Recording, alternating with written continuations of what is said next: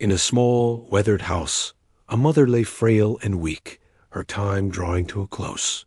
With a heavy heart, she called her two young sons, En-hai and his little brother, to her side. Her voice was a mere whisper, filled with a love that was both fierce and heartbreaking. She knew she couldn't care for them much longer. Her last wish, she explained, was for them to go to an orphanage. There, she believed, they would find a future she could no longer provide, a future with regular meals, warm clothes, and the education they deserved. The boys listened, their small worlds crumbling, but they nodded in tearful agreement, wanting to honor their mother's final request.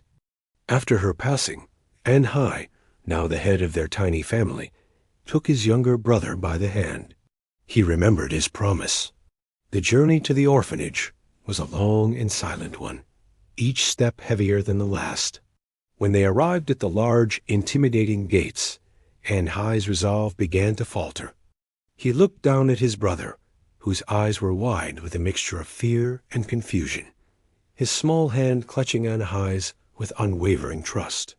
This was the boy he had played with, protected, and shared every secret with. How could he just leave him behind? The thought was a physical pain, a tearing in his chest. He tried to explain, to tell his brother that this was for the best, just as their mother had said.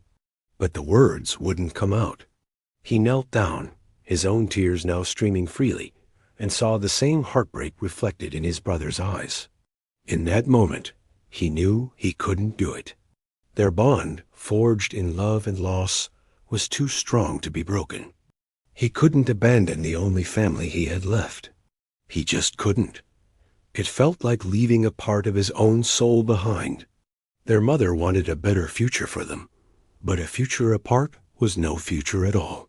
He pulled his brother into a tight embrace, a silent promise passing between them. Wherever they went, they would go together. Just then, the orphanage manager, who had been observing from a distance, approached them. He had a kind face, one that had seen much sorrow but had not lost its compassion. He had witnessed the entire heart-wrenching scene, the older brother's struggle, the younger's quiet terror, and the undeniable love that bound them. He gently placed a hand on En-hai's shoulder. He understood. He had seen many children come through these gates, but a bond like this was rare and precious. He told En-hai that he didn't have to make this impossible choice. The manager's words were a balm to their wounded hearts. He explained that the orphanage wasn't just a place for shelter. It was a place that valued family. He promised that they wouldn't be separated. Arrangements would be made. They would be allowed to stay together, to grow up side by side, supporting each other just as they always had.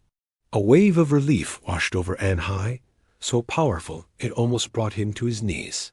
He looked at the manager, then at his little brother, and for the first time in a long time, a small smile touched his lips. In the midst of their deepest sorrow, a stranger's kindness had illuminated a path forward, a path they could walk together. Their journey was far from over, but they would face it hand in hand. Thank you for watching. If this story touched your heart, please like and subscribe for more content that celebrates the power of human connection.